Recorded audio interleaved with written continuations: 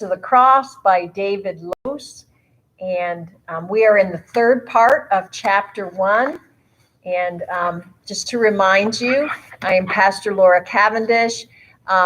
We are, as you can see, we have been filming segments in one sitting and then posting them. But this is my husband, Brent Cavendish, serves at St. John in Wheelersburg.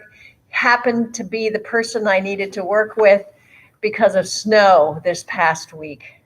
So we're going to begin in that third section. We're on page 25, or you can just listen. So we ended last time with a conclusion that is pretty important to reiterate. If much of life feels like a failure to communicate, then the cross is God's way of establishing communication, of telling us more directly what God is up to and just who God really is for us. And then it took the earliest Christians, the ones who wrote what we call the New Testament, a long time to think all this through. How long exactly? A couple of generations at least. Maybe it will help if I give you a general timeline. I'll take it. Okay, so the earliest writings we have in the New Testament come from the Apostle Paul, an early convert to Christianity who spread the message of Jesus throughout the ancient world. Paul, he's the one who wrote all the letters. That's right. And what's an apostle? It comes from a Greek word. It means the one who is sent with a message. And that's Paul in a nutshell. He was a missionary pastor called and commissioned to share the message of Jesus with as many people as possible. So after getting a new Christian community started, he would usually move on to a new territory where people hadn't heard the gospel yet. Often, though, the communities he had founded would write him for advice, and many of the letters we have in the New Testament are his responses to some of these questions. Got it. But I have to say, this surprises me a bit. I mean, I'm sure Paul's letters are important, but I really would have guessed that the 4 Gospels came first. After all, they're the stories about Jesus. That's completely understandable. I think most of us grew up assuming the Gospels were written first, but they actually come much later, about 40 to 50 years after Jesus taught his disciples. On the other hand, Paul was writing only about 20 years later. Why did the Gospels come so much later? Lots of reasons. The early Christians were busy spreading the news. They thought Jesus might return soon, so there didn't seem to be any need to write things down. There were plenty of eyewitnesses around to tell the stories and so on. But after a while, when they realized Jesus wasn't coming right back, and because some of the eyewitnesses were dying, it suddenly seemed like a good idea to collect the stories, sort through them, and tell them in a way that could help new Christians understand the ministry and mission of Jesus. Interesting. Further, they probably weren't written by eyewitnesses. Luke, one of the people who wrote a gospel, says as much at the very beginning of his book. He says that there are a lot of stories about Jesus floating around that have been passed down by actual eyewitnesses, and he's now trying to sort through them and put together an ordered account for his community. I never knew that either. Again, you're not alone.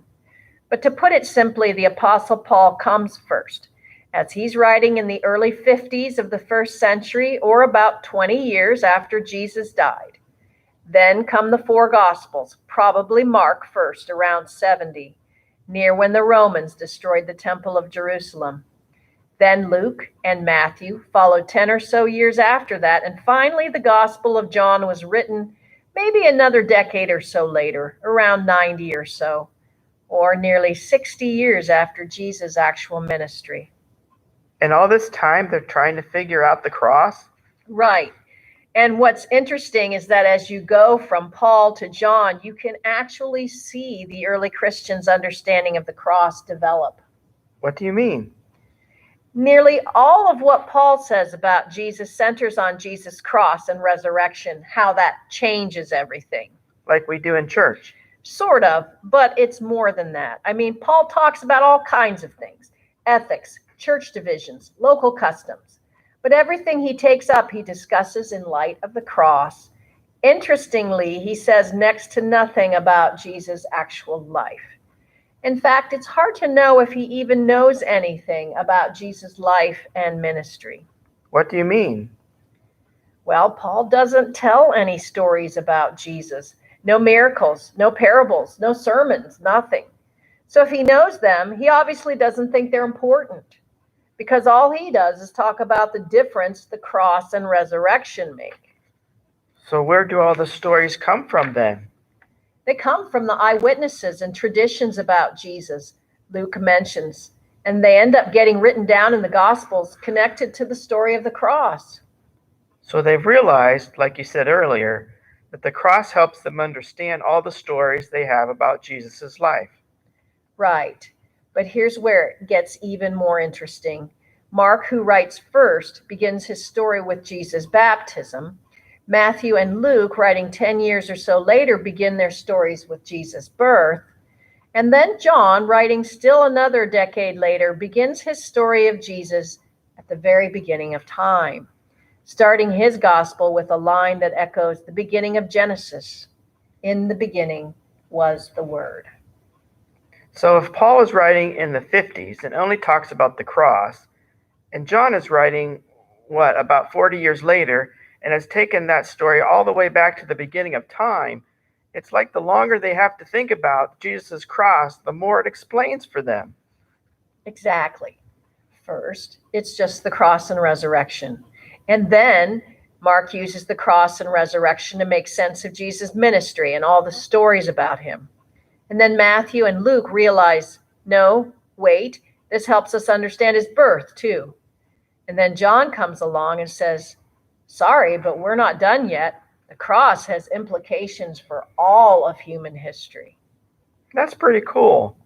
I can see why they take a long time to think all this through.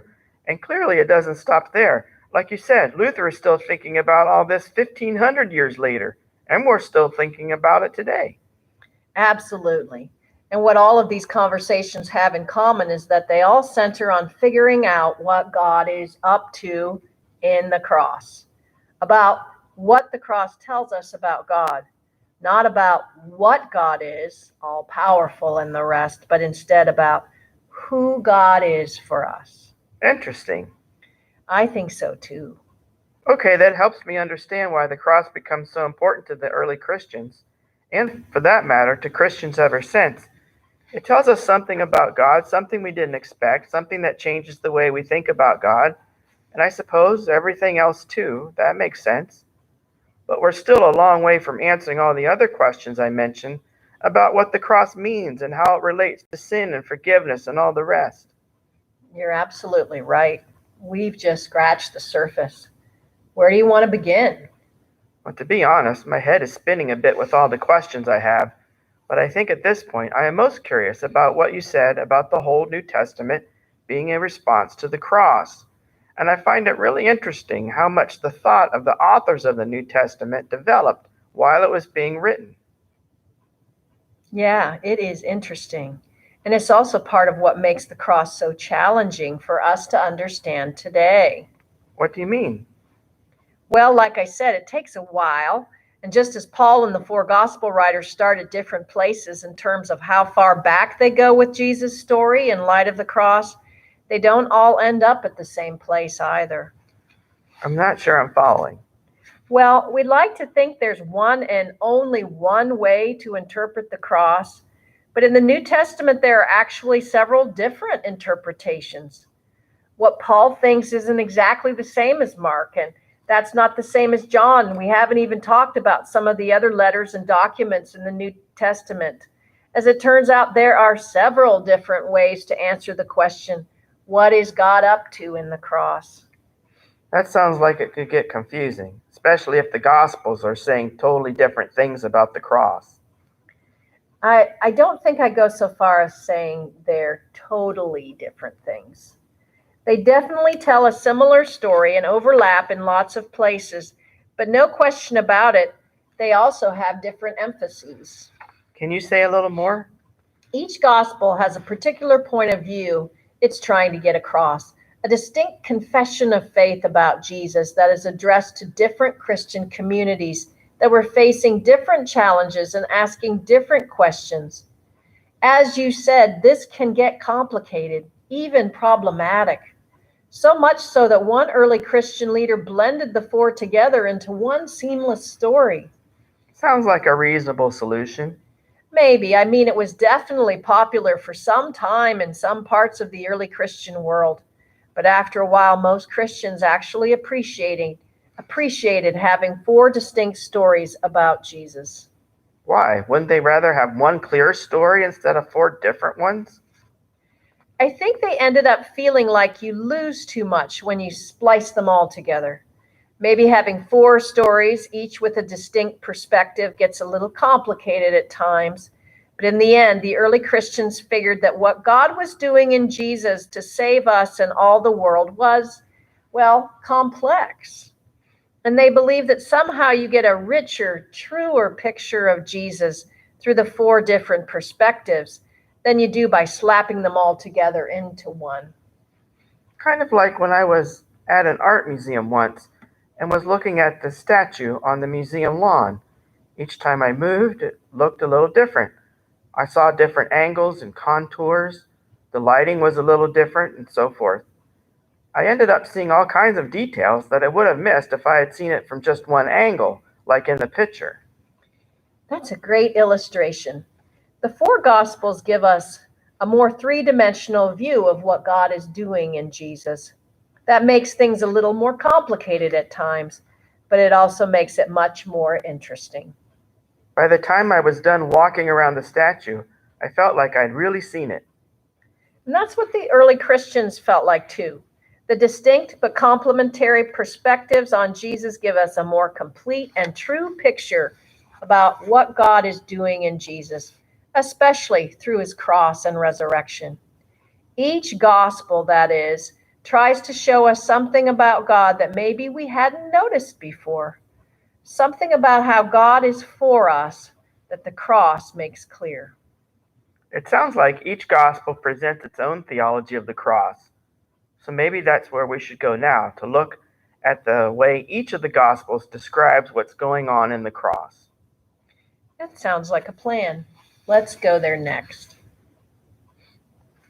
That's the end of chapter 1. And there is a Bible study that goes with this chapter that helps us start thinking about our own insights and our own questions that have gotten raised from listening to these readings. Some of you are reading, and that is just fine. That happens on Wednesdays. The material goes out. If you're interested in getting that material sent to you and you're not a member at St. Paul, just send an email to stpaulasheville@gmail.com and we'll make sure you get on the list. I have asked members at St. Paul to please register so I can target you and not have to send material to everyone. So please send that request my way if you are a person who's just tuning in this way and haven't signed up other ways. So that way you'll also get an invite to the Google Meet if you want to come remotely. You can come in person. We are practicing safety measures. We're distancing and wearing our masks. You're welcome to bring a lunch along or eat a lunch if you're connecting via Google Meet. So those will be on Wednesdays during Lent. We actually don't meet during Holy Week, but we do the week after Easter because our last chapter is about that resurrection event. So I think that's enough of a commercial for now. Glad that you've joined us. The next chapter readings begin this coming Thursday. Thank you.